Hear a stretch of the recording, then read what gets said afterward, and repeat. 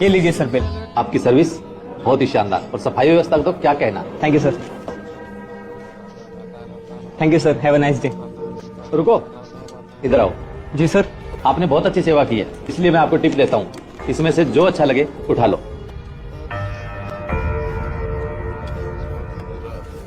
Thank you sir. Thank you very much.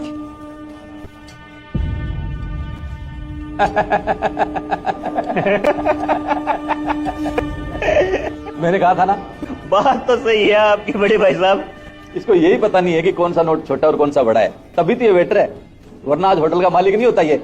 अक्सर मैं यहाँ मजे लेने के लिए आता रहता हूँ। आओ चले।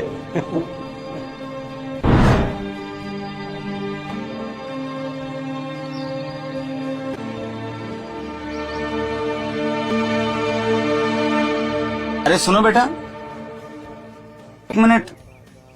Yes sir. कौन थे वो लोग जो रेस्टोरेंट में तुम्हारा मजाक उड़ा रहे थे? वो सर, वो तो हमारे रेगुलर कस्टमर हैं, आते रहते हैं अक्सर। आप बताइए। रेगुलर कस्टमर अपने साथी से कह रहा था कि ये लड़का बहुत मूर्ख है, बुद्धू है, ऐसा कहते हैं, तुम्हें बुरा नहीं लगता? सर वो अपना कर्म कर रहे हैं, मैं अपना कर्म कर रहा हूँ। वो खुश हैं, मैं खुश हूँ, मुझे तो उससे कोई दिक्कत नहीं है कि वो मुझे क्या कहते हैं। लेकिन मुझे अच्छा नहीं लगा, न जाने वो आपको मूर्ख बेवकूफ क्या क्या कह रहे थे। आपने साबित भी किया। जब उन्होंने 500 का और 100 का 2 नोट रखे तो आपने 500 का नोट क्यों नहीं उठाया? दरअसल ये अंकल अक्सर आते रहते हैं और हर बार अपने साथ एक नए साथी को लाते हैं। और उस साथी को कहते हैं कि आओ तुम्हें एक बेवकूफ बच्चा दिखाता हूँ। और वो बेवकूफ बच्चा मैं ही होता हूँ। मेरे सामने 500 और 100 का नोट रखते हैं और कहते हैं जो तेरा मन हो वो उठा ले। और मैं हमेशा 100 का नोट उठाता हूँ। ऐसे 100 रुपए उठा के मैंने 5000 रुपए जमा कर लिए। और जिस दिन मैंने 500 रुपए का नोट उठाया उस दिन ये खेल खत्म हो जाएगा।